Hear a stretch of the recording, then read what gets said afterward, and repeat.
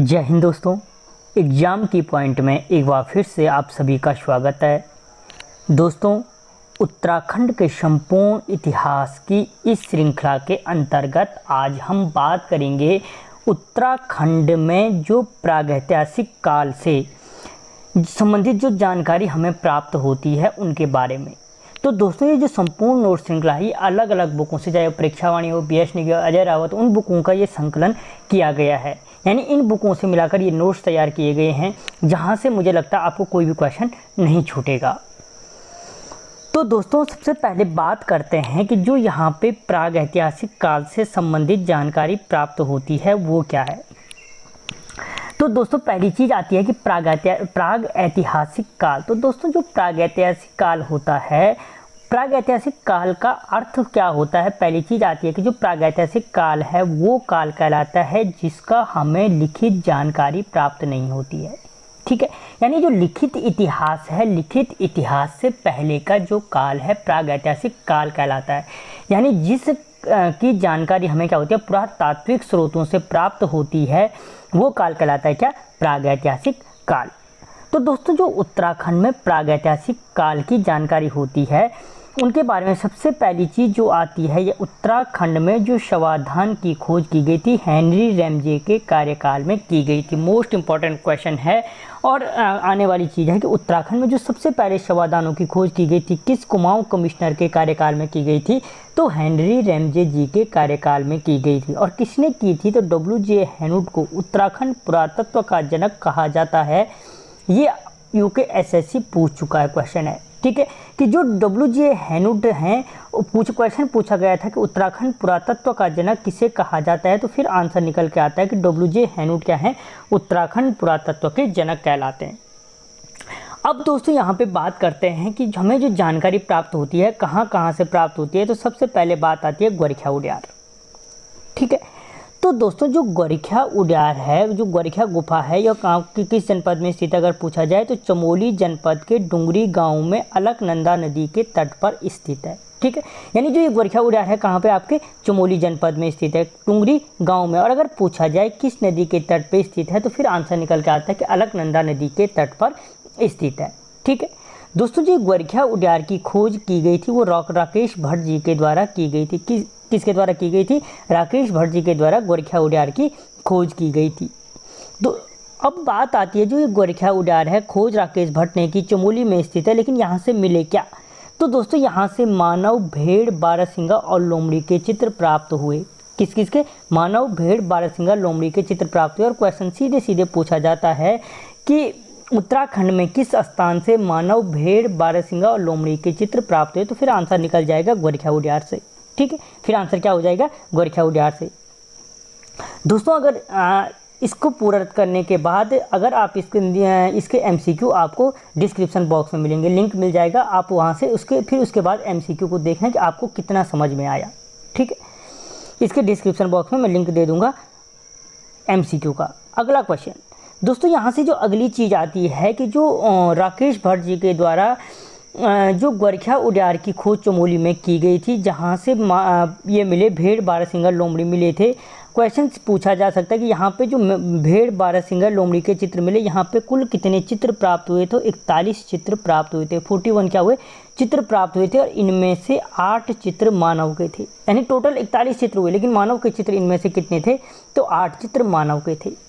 ठीक है, और दोस्तों, ये मोस्ट इम्पॉर्टेंट फैक्ट है कि पशुचारण संस्कृति के प्रमाण गोरखिया उद्यान से प्राप्त होते हैं। क्वेश्चन सीधे बनता है कि उत्तराखंड में किस स्थान से पशुचारण संस्कृति के प्रमाण मिलते हैं, तो फिर आंसर हो जाएगा गोरखिया उद्यान से क्या मिलते हैं, पशुचारण संस्कृति के प्रमाण मिलते हैं। ठीक है, तो दोस्तों, ये मोस्ट इम्पॉर्टेंट फैक्ट है। दोस्तों, अगली जो जानकारी हमें प्राप्त होती है गोरखिया उद्यान के बाद, वो प्राप्त होती है मलारी गाँव से। कहाँ से, मलारी गाँव से। दोस्तों, पहली चीज़, जो मलारी गांव है ये आपके कहाँ पे है, चमोली जनपद में स्थित है। गोरखिया उद्यान भी कहाँ था, चमोली जनपद में स्थित था। और दोस्तों, जो ये मलारी गांव है सर्वप्रथम 1956 में शिव प्रसाद डबराल ने शवाधान की खोज की थी। पहली चीज़ याद रखना कि जो मलारी गांव की खोज से संबंधित है अलग अलग बुकों में अलग अलग मिलेगा। 1956 में, 2002 में, ठीक है, कुछ बुकों में, लो दोस्तों, इसका कन्फ्यूजन का कारण है, तब यहीं पे समझ लो, क्योंकि यहाँ पे जो सबसे पहले जो यहाँ पे शवाधानों की खोज की गई थी शिव प्रसाद डबराल ने की थी, लेकिन की कब थी? 1956 में की थी। ठीक है। और दोस्तों जो शिव प्रसाद डबराल ने की थी, शिव प्रसाद डबराल को ही उत्तराखंड का चारण कहा जाता है। अगर क्वेश्चन पूछा जाता है कि उत्तराखंड का चारण किसे कहा जाता है, तो दोस्तों फिर आंसर निकल के आता है कि शिव प्रसाद डबराल को क्या कहा जाता है? उत्तराखंड का चारण के नाम से जाना जाता है। ठीक है। और दोस्तों मैंने कहा कि 1956 में क्या किया? शिव प्रसाद डबराल ने मलारी गांव चमोली में क्या की थी? शवाधान की खोज की थी। तो दोस्तों क्वेश्चन मोस्ट इम्पॉर्टेंट फैक्ट है कि जो यहाँ से शवाधान प्राप्त हुए थे उनको राहुल सांकृत्यायन जी ने क्या कहा था? इन सबों को खस जाति का बताया था। राहुल सांकृत्यायन क्या कहते हैं कि शिव प्रसाद डबराल ने जिन शवाधानों की खोज की, ये किस जाति से संबंधित हैं? खस जाति से संबंधित हैं। किससे? खस जाति से संबंधित हैं। ठीक है। उसके पश्चात दोस्तों शिव प्रसाद डबराल जी ने जो खोज की थी, उसके पश्चात 1983 तथा 2002 में HNB गढ़वाल विश्वविद्यालय द्वारा क्या किया गया? मलारी गांव का उत्खनन किया गया। ये यहाँ से मोस्ट इंपॉर्टेंट हो गए। ठीक है। मलारी गांव कि यहाँ पे HNB गढ़वाल विश्वविद्यालय 2002 में क्या करता है? इसकी खुदाई शुरू करता है। और जब खुदाई करता है तो यहाँ से 5.2 सोने की का मुकुट मिला, कांसे का कटोरा मिला, कुतुब मिला। ठीक है। क्वेश्चन से देखो, ये सीधे सारे क्वेश्चन बनते हैं। कुतुब का मतलब क्या था कि पानी पीने का जो बर्तन होता है वो कुतुब मिला, और जिस पर मोनाल बना हुआ था, जो ये कुतुब था, जो पानी पीने का बर्तन मिला था, इस पर क्या कौन सा पक्षी बना था? तो वो मोनाल पक्षी बना था। ठीक है। दोस्तों सारे क्वेश्चन बनेंगे। ठीक है। और दोस्तों जुब पशु का अगर पूछा जाए कि जुब पशु का कंकाल किस स्थान से प्राप्त हुआ, तो वो था मलारी गांव से। क्या हुआ? जुब पशु का कंकाल प्राप्त हुआ था। कहाँ से? मलारी गांव से। ठीक है। तो दोस्तों जो मलारी गांव जहाँ पे HNB गढ़वाल विश्वविद्यालय द्वारा खुदाई की गई 2002 में, तो वहाँ से प्राप्त जो नर कंकाल प्राप्त हुए हमें। ठीक है। और मिट्टी के बर्तन प्राप्त हुए पाकिस्तान की स्वात घाटी के समान थे। किस घाटी के? क्वेश्चन पूछ लिया जाएगा कि किस स्थान से प्राप्त नर कंकाल और मिट्टी के बर्तन पाकिस्तान की स्वात घाटी के समान थे, तो फिर आंसर निकल के आ जाएगा मलारी गांव से। किसके? मलारी गांव से संबंधित थे।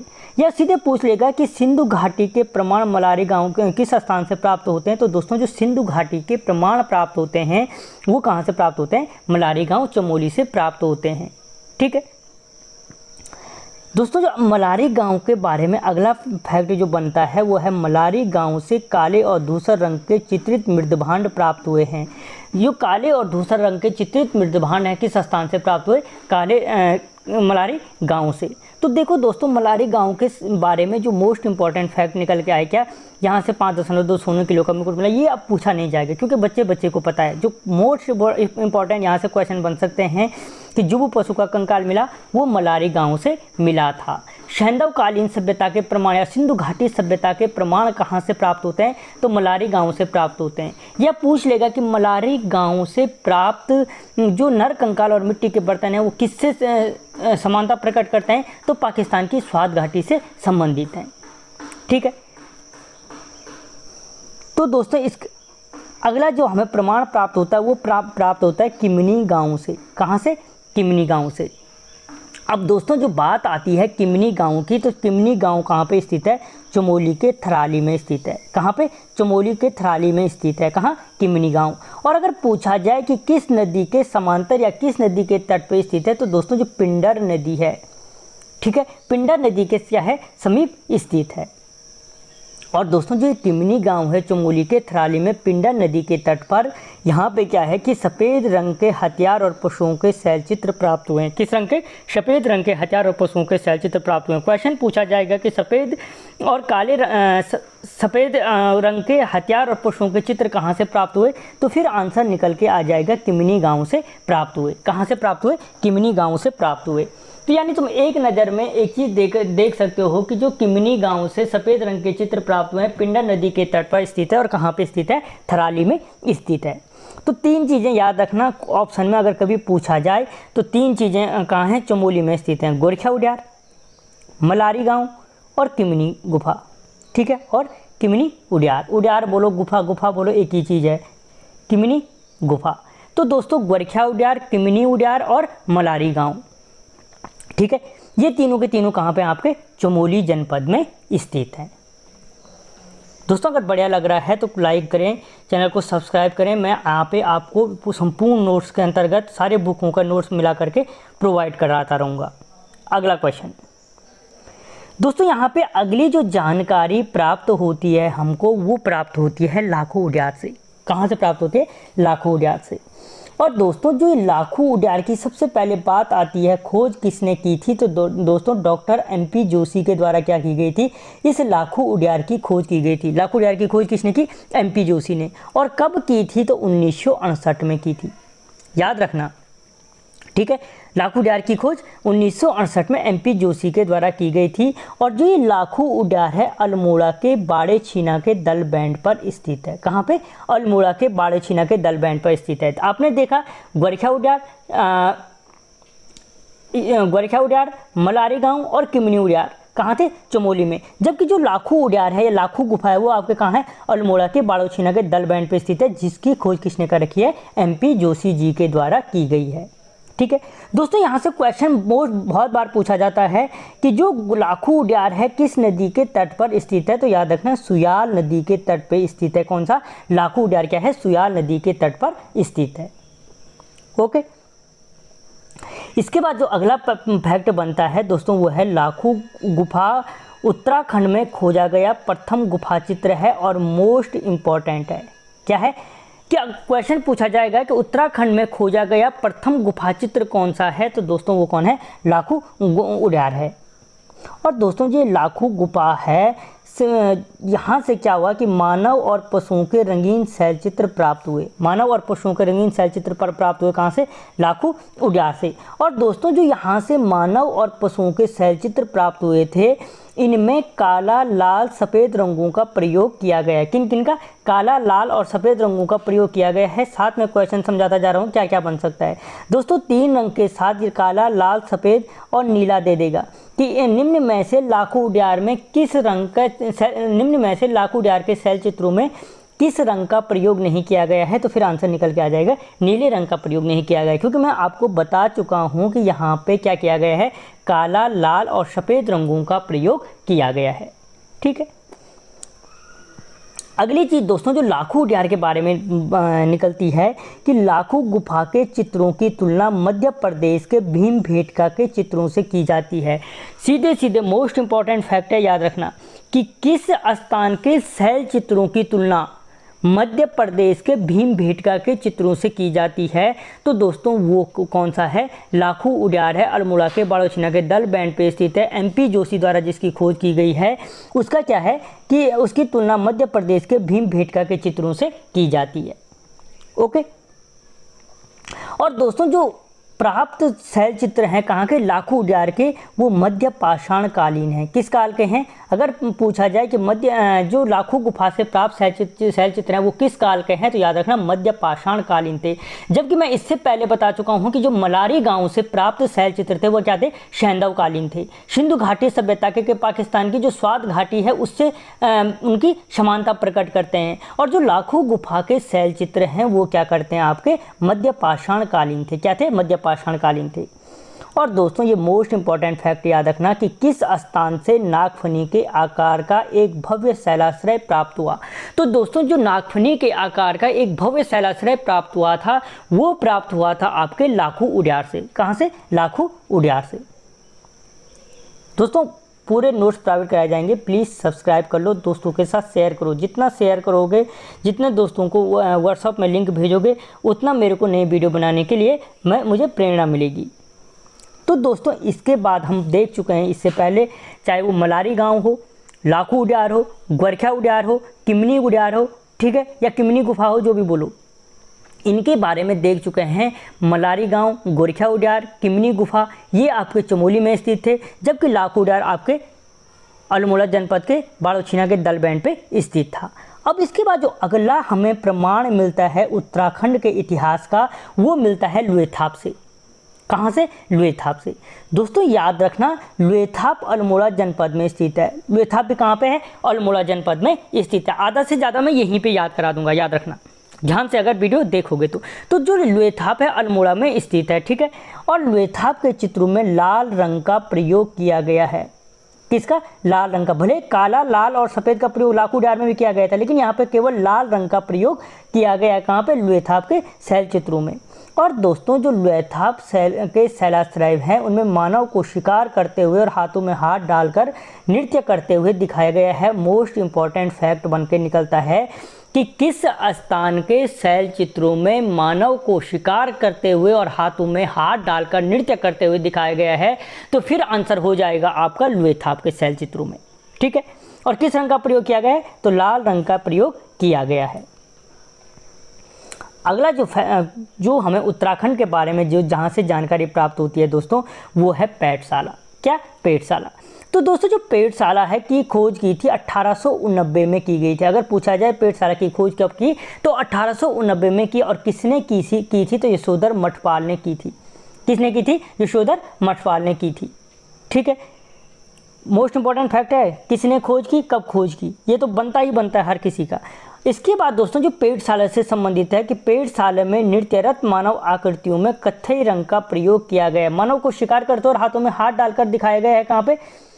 लुएथाप अल्मोड़ा में। लेकिन लाल रंग का प्रयोग किया गया है। ठीक है, लेकिन दोस्तों पेठशाला में मानव को नृत्यरत मानव आकृतियां हैं, लेकिन किस रंग का प्रयोग है? कत्थई रंग का प्रयोग है। क्वेश्चन पूछा जा सकता है कि किस स्थान के शैल चित्रों में नृत्यरत मानव आकृति या पेठशाला के नृत्यरत मानव आकृति में किस रंग का प्रयोग किया गया है, तो फिर आंसर निकल के आ जाएगा कत्थई रंग का प्रयोग किया गया है। किस रंग का? कत्थई रंग का प्रयोग किया गया है। ठीक है, तो देखो एक बार मलारी गांव जहाँ से चांदी सोने किलो का मुकुट मिला था, गोरखा उद्यान चमोली में स्थित है। किमनी गुफा जहाँ पे सफ़ेद रंग के शैल चित्र मिले थे, हथियार और पशुओं के शैल चित्र थे। ठीक है, उसके बाद लाखू उद्यान अल्मोड़ा में स्थित है, MP जोशी ने खोज की थी।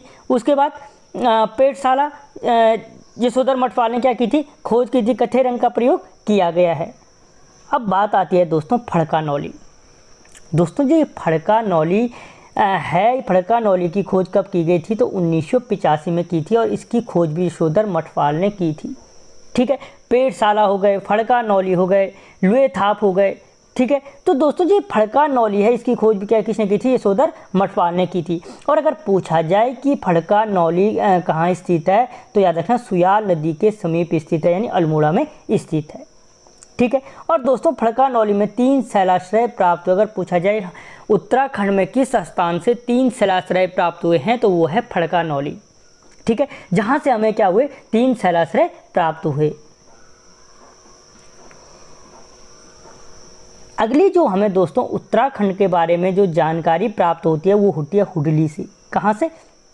हुडली से। और दोस्तों याद रखना हुडली क्या है? यमुना घाटी में स्थित है। किस घाटी में? यमुना घाटी में, उत्तरकाशी जनपद में स्थित है। ये तो कौन कहाँ है, ये तो जनरल क्वेश्चन बनता ही बनता है। कौन कहाँ है, किसने उसकी खोज की और कब इसकी खोज की गई? तो दोस्तों जो हुडली है, हुडली कहाँ पे है? यमुना घाटी में स्थित है। और कहाँ पे? उत्तरकाशी जनपद में स्थित है। और दोस्तों यहाँ से जो मोस्ट इम्पॉर्टेंट एकमात्र फैक्ट है कि हुडली से प्राप्त जो शैल चित्र है उनमें शंख लिपि का प्रयोग किया गया है। किस लिपि का? शंख लिपि का प्रयोग किया गया और नीले रंग का प्रयोग किया गया। शंख लिपि और नीले रंग का प्रयोग किया गया। क्वेश्चन सीधे पुटअप कर लेगा कि हुडली से या किस स्थान के शैल चित्रों में नीले रंग का प्रयोग किया गया है, तो दोस्तों वो हुडली उत्तरकाशी हो जाएगा। क्योंकि काले और सफ़ेद का कहाँ था? लाखू उद्यान में था। कत्थई रंग का कहाँ था? पेठशाला में था। ठीक है, अगली चीज़ दोस्तों जो निकल के आती है, जो हमें जानकारी प्राप्त हुई उत्तराखंड के बारे में, वो प्राप्त हुई फल सीमा के बारे में, फल सीमा से। ठीक है दोस्तों, ये फल सीमा है, ये कहाँ पे है? ये भी आपके अल्मोड़ा जनपद में स्थित है। फल सीमा कहाँ पे? आपके अल्मोड़ा जनपद में स्थित है फल सीमा। ठीक है, और फल सीमा से योग ध्यान मुद्रा में मानव आकृतियाँ प्राप्त हुई हैं। क्या हुए हैं? सीधे क्वेश्चन पूछा जाएगा कि किस स्थान से योग ध्यान मुद्रा में मानव आकृतियाँ प्राप्त हुई हैं, तो फिर आंसर निकल के आता है फल सीमा। यानी फल सीमा से योग ध्यान मुद्रा में मानव आकृतियाँ प्राप्त हुई हैं। और जो ये फल सीमा है, अल्मोड़ा में प्राप्त चित्रों में लाल रंग का प्रयोग किया गया है। सिर्फ लाल, ठीक है, लाल काला सफ़ेद मत समझना, सिर्फ लाल रंग का जो प्रयोग किया गया है वो फल सीमा से प्राप्त चित्रों में किया गया है। ठीक है, और दोस्तों जो फल सीमा है, वहाँ की जो चट्टानें, वहाँ से हमें 2 कॉप मार्क्स प्राप्त हुए थे। ठीक है, क्या हुए थे? कॉप मार्क्स प्राप्त हुए थे। कहाँ से? आपके फल सीमा से। ठीक है, इसके बाद दोस्तों जो हमें उत्तराखंड के प्रागैतिहासिक काल से संबंधित के बारे में जो जानकारी प्राप्त होती है वो है बनकोट। दोस्तों बनकोट क्या कहाँ स्थित है, तो पिथौरागढ़ जनपद में स्थित है कौन सा, बनकोट। ठीक है। और दोस्तों जो बनकोट स्थित है पिथौरागढ़ में, बनकोट में ताम्रपत्र मानव आकृतियों की खोज 1990 में हुई। कि बनकोट अगर पूछा जाए ताम्रपत्र मानव आकृतियां कहाँ से प्राप्त हुई, तो बनकोट पिथौरागढ़ से प्राप्त हुई थी। कहाँ से, बनकोट पिथौरागढ़ से प्राप्त हुई थी। ठीक है। और दोस्तों 8 ताम्र मानव आकृतियाँ क्या थी, मैंने अभी ऊपर कहा था बनकोट के ताम्रपत्र मानव आकृतियों की खोज 1990 में हुई थी। अगर क्वेश्चन पूछा जाता है कि 8 ताम्र मानव आकृतियाँ कहाँ से प्राप्त हुई, तो बनकोट पिथौरागढ़ से प्राप्त हुई। और जो बनकोट पिथौरागढ़ से 8 ताम्र मानव आकृतियाँ प्राप्त हुई हैं, इनको वर्तमान समय में कहाँ रखा गया है, तो बनकोट ताम्रपत्रों को कहाँ रखा गया, अल्मोड़ा संग्रहालय में रखा गया है। कहाँ रखा गया है, अल्मोड़ा संग्रहालय में रखा गया है। अगली जानकारी जो हमें उत्तराखंड के बारे में प्राप्त होती है दोस्तों, वो ताम्रपत्रों से होती है, जो बहादुराबाद हरिद्वार से प्राप्त हुए थे। पूछा जा सकता है कि हरिद्वार बहादुराबाद से प्राप्त ताम्रपत्रों की खोज किसने की थी, तो दोस्तों याद रखना इसकी खोज यज्ञदत्त शर्मा जी ने की थी। किसने की थी, यज्ञदत्त शर्मा जी के द्वारा बहादुराबाद हरिद्वार से ताम्रपत्रों की खोज की गई थी। ठीक है। और दोस्तों मुख्य ये जो इसमें है, बहादुराबाद हरिद्वार से प्राप्त ताम्रपत्र नवपाषाण काल से संबंधित हैं। ये याद रखना, सिंधु घाटी सभ्यता से मलारी गांव संबंधित था। ये याद करते जाओ। ठीक है। और जो बहादुराबाद हरिद्वार से प्राप्त ताम्रपत्र हैं वो क्या थे, नवपाषाण कालीन ताम्रपत्र थे। ठीक है। तो दोस्तों मुख्य रूप से जो उत्तराखंड में खोजे गए जो गुफा चित्र हैं प्रागैतिहासिक काल से संबंधित वो ये थे। अगर हम इसके मोस्ट इंपॉर्टेंट बिंदुओं की बात करें तो दोस्तों 1877 में द्वारहाट के चंद्रेश्वर मंदिर से काप मार्क्स की प्राप्त हुए। काप मार्क्स का मतलब है उरख्याली। उरख्याली का मतलब है जहां हम धान कूटने का काम करते थे पहले गाँव में, तो वहाँ चंद्रेश्वर मंदिर के से प्राप्त हुए। और दोस्तों जो पाषाण कालीन शवगार और काप मार्क्स हैं, अगर पूछा जाए कि पाषाण कालीन शवगार और काप मार्क्स किस नदी घाटी से प्राप्त हुए, तो फिर आंसर निकल के आता है रामगंगा घाटी से प्राप्त हुए। किस नदी घाटी से, रामगंगा नदी घाटी से प्राप्त हुए।